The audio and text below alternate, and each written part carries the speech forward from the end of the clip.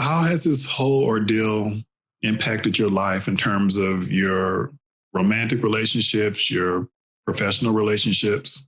I decided to write a book called Let's Play Video Games, I Want My Friend Back. Or I'm sorry, a chapter called Let's Play Video Games, I Want My Friend Back. I have a good friend of mine who was in the military who kind of followed through the activism stuff that we did. And he called me and he said, Steve, let's hang out. He's like, but one promise before we do this, no OSU. I don't want to hear about it. I don't want to talk about it. I just want you. I just want my friend. And so he came over and I was like, you know, I'm living and eating and breathing this. This is all it's consuming me.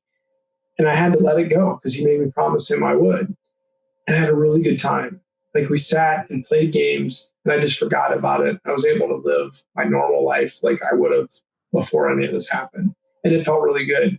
And at the end of the day, I really needed that. And I think that was it was a really good thing for him to have done. And it kind of pulled me back. But it also made me realize that this has consumed me. So I'm probably going to need a lot of therapy when this is said and done, because right now I'm so in the heat of the battle of it and figuring out what happened and fighting it that I just don't take time to think about it. But I know that it's wearing on me. I know it's wearing on relationships and friendships and everything else. So I'll probably need some kind of counseling afterwards. I started to do counseling and I ended up telling the counselor, I'm like, how about if we postpone this until I get this fight done with OSU? I was like, basically, I'm just too involved and angry. And she stopped me and said, that's kind of the purpose of counseling. You know, and I get it, but I mean, the instinct in me is to be a fighter, is to be a soldier. And that's what I'm doing is I'm fighting. I'll deal with the other stuff when I'm done. So your book, Soldier of Change, From the Closet to the Forefront of the Gay Rights Movement, what was the moment that drove you to pen this memoir? It was the moment when I sat down and talked to that public information officer, and he was listening to all those stories. And he said, man, if you ever write a book. And I thought about it and then he said, you need to tell your story. So that's when I decided. And, you know, there were other things like people had said he was a plant. The Democrats planted him. He isn't even a soldier. He's just somebody on a video that's faking. I've heard that kind of crap. I've heard people say that, you know, I mean, I've heard everything under the sun. And so I started thinking, you know what, these people that are all speculating, I'm going to tell them exactly what happened. You know, I mean, and then that HBO Newsroom thing happened. And it's like everybody else was telling the story. So I thought it's an important story. So I wanted to tell it. And I kind of think that that's my same motivation for writing the second book too, about OSU. And the title's going to be a little bit bitchy because I'm going to call it How OSU Beat Michigan State. And I think that it's poignant. I think that that's exactly what I want people to know is that this is how OSU beat Michigan State in sexual assault. I mean, with Larry Nassar. And I mean, Michigan State obviously went through a ton of stuff, and a lot of stuff's coming out now even about their administration and some of the shady things that happened. And I think that their president of the university had to resign, and a lot of stuff that happened with that were shady, and that all came out. But I think OSU beats them. I think that they topped them. Strauss was dwarfed the number of people that both Penn State and Michigan State. I think you can combine them, and Strauss still dwarfed them. I mean, the people that they affected are the people that have come forward. They said 1,500 people so far. They speculate 1,500 incidences of sexual abuse. So Ohio State absolutely beat Michigan State. What's some of the best advice you can give someone who experiences sexual assault? What I think the most important thing that you can understand is that, and again, this is the same with both things that I've talked about with LGBT or sexual assault, is that you have to trust the power of your voice. You have to believe in yourself, and you have to believe that you shouldn't be ashamed of what happened, because it's not shame for you. It's not shame for you to hold or bear. It's shame for the people that protected that abuser. It's shame for the institutions that protected them or them. And you have to come forward, and you have to be able to tell your story. Trauma-informed care always says to don't re-traumatize yourself in anything that you do everything at your own pace, but use the power of your voice and stand up and not let these people do this. Because if they feel like that they can do it, then it will never stop. And I think that you need to make all the people that are accountable for the responsibility and decisions made understand, what if we were your kid? How would everything be different? And I think that's a general rule in society in general. Whenever you're dealing with something, put your mom's face on that. Put your kid's face on that. And tell me if you would treat it differently if it was your own family. And if that's the case, then you're a crappy human being for not treating it that way anyway. And so I think that the way that I ended my TED Talk was saying that the power of your voice is incredible, and that at any time you would never know that you could change the world. And I believe that 100% because I believe that we've done that, me and my husband, and the activism. And it wasn't something that I tried to do. I wasn't going to say that I'm going to change people's mind. I want gay marriage. I want this or that. I just trusted that I was going to tell my story, and then not knowing how that was going to ripple through history or change anything.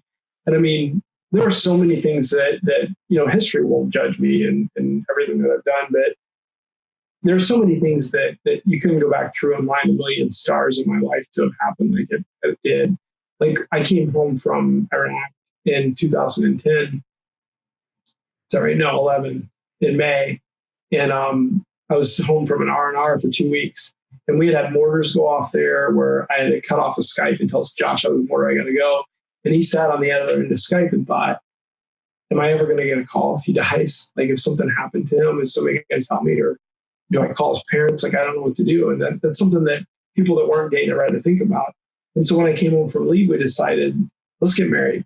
Let's go where it's legal. And so we did. We got into a car. I only had 14 days. Got into a car. We drove to Washington, D.C. On our way there, my mom's trying to research for us where we could get married. We found this officiant, and I loved her. She does LGBT people, but the picture that she held up on her profile showed her as an African-American woman and a white guy. And she said at one time my marriage was illegal too. And now she specializes in LGBT marriage. And I was like, she's perfect. That's who I want. So we called her and we said, we want something really meaningful. It's just me and my husband. We didn't know we were going to be on TV. We didn't know the Republican debate was going to come. It was just us. It was just who we were. And we said, we're coming, just the two of us. I'm on leave. I don't have very much time. Gay marriage isn't, legal. That's why we're coming to Washington. We'd like to find something meaningful. And she said, I don't really know very much stuff in DC that would be good for LGBT. Like she said, I know that there's some, gravestone that's supposed to be real important or whatever. And so she said my name, Leonard Matlovich, and I didn't know who that was. So I'm, again, I call my mom, like, look him up. She's looking at Wikipedia reading. And this guy was one of the first people, he's a tech sergeant, first people that challenged the military about being gay in 1975. So we found out that he was buried in Congressional Cemetery. So that I asked that officiant, Tiffany, I said, can we get married there? And she's like, absolutely. Because I told Josh, I was like, as morbid as this sounds, like this is just you and me. Like we could have $1 billion wedding in front of everybody that we wanted and have the most beautiful things. But nothing means more to me than honoring somebody that fought the military to be able to serve openly and died before gay marriage was legal, to sit there and get married in front of his grave and basically say, hey, guy, you know what? I'm in the military. It's about to be legal to be a soldier and be in the military. And we're getting married at your gravestone to honor everything that you fought for. And it means a lot to us, and that was worth more than $1 billion wedding to me. And it was just me and Josh and a friend and that officiant. And his gravestone, when we got there, said, when I was in the military, they gave me a medal for killing 2 men and a discharge for loving 1. And I thought that was incredibly powerful. And so we got married at his grave. And I write about that in the book. And then later, an opportunity came up for us to buy the plot beside him. Somebody that was a close friend of his bought it. And so he sold us that plot. So we will be buried there too. So as morbid as it sounds, it had a lot of meaning, and we got married there, and Josh and I will be buried there, and it's very, very historical. And when you say looking back at all this stuff and what's it all mean, it's incredible to think, that someday in a history book, we might be part of that, or we might be in it for the stuff that we've done. And our goal has never been to be in it. That's not what our goal is. Our goal is to live our lives and to be the best people that we can be, and to try to change the world in the best way that we can and do the right things. And you never know. Like Rosa Parks probably never thought that she would have streets named after her. She'd be part of history, or her name will never die. And she wasn't thinking on the bus that day, I just want to be in a history book. She wasn't thinking that. She was thinking, this isn't right, and I need to speak up. And that's all we do too. That's all we're doing. And I think that's what I would tell anybody, is to know that you could be that person at any time. And nobody knows when that'll happen.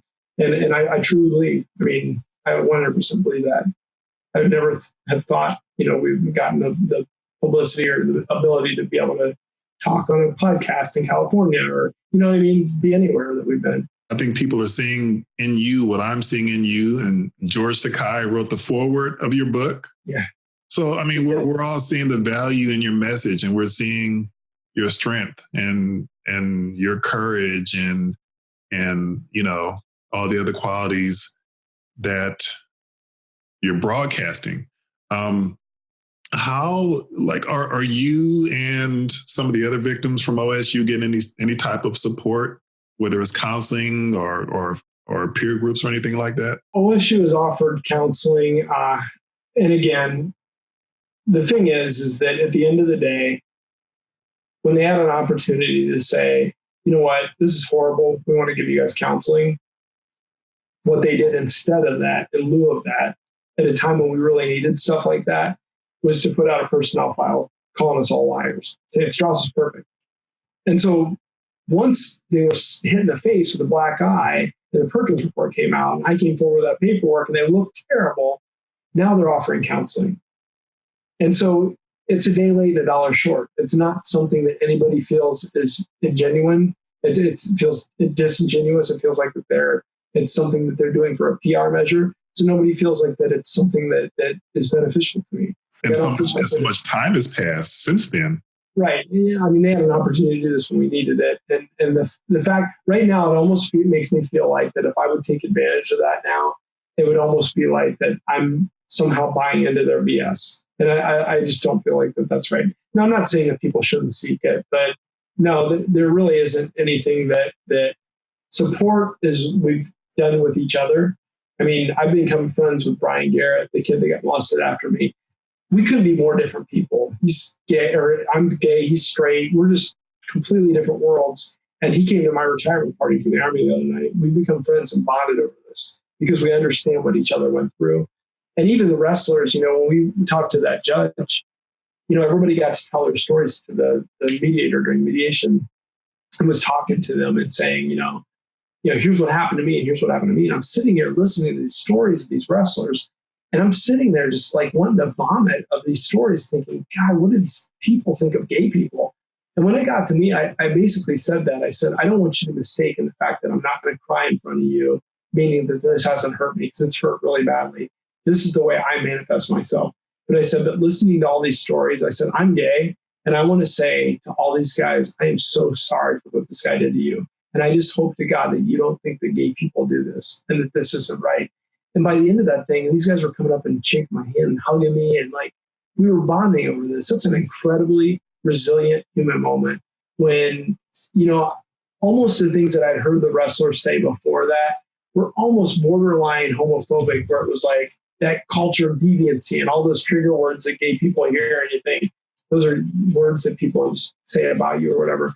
And here they are, they're on my side 100%. We're like teammates. We're like wrestlers together. And we're bonding over this and fighting, and we are there for each other. And we have each other's backs.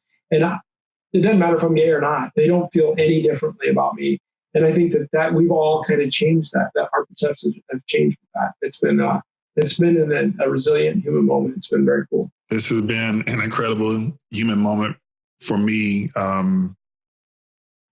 Talking about transparency, I remember a time where, I was, I'm an inner city kid, man, or was an inner city kid. And I went through a stage of being homophobic, and never in my wildest imagination did I think I would have this almost 2-hour conversation with a guy who I have the utmost respect for. And it has nothing to do with your sexuality. It's the kind of man that you're coming off as. And high props to you. I appreciate that very much. Yeah. Thanks a lot. So any final thoughts? I'll be sure to have links with your social media and where the people, if they want to purchase your book, in the description on YouTube. The only thing that I'd like to leave people with is I just don't want to come across as angry. I mean, my goal in all this is to make people that have the decision-making process to be able to stop and think, what if this was my kid? and to actually stop and make good decisions to keep this from happening to somebody else. And that's what I would question anybody at OSU right now, is that the things that you're doing now, if you had another Strauss, don't you understand how that's a repeat of what happened before, and that you're going to be responsible for this history repeating itself? And that's the biggest thing that I want them. People say, what do you want from this? I want them to understand that. I want them to change that and not let that happen to their kids. I mean, that's honestly what I want more than anything in the world. And to let every single person that's ever been sexually assaulted to know that you didn't do anything wrong, and that it's okay for you to come forward, and it's okay for you to have the confidence to not have people judge you. Because the judgment shouldn't be against you. It should be against the people that made the decision that protected them, or the people that made those horrible acts against you. And that you should feel completely proud of yourself and proud of coming forward to be able to be a voice for people that might not be as strong as you. From where I sit, your level of concern and your anger sounds appropriate based on what's happened and what's happening with this. So I don't, you're not coming across as a wrong, angry guy from where I sit.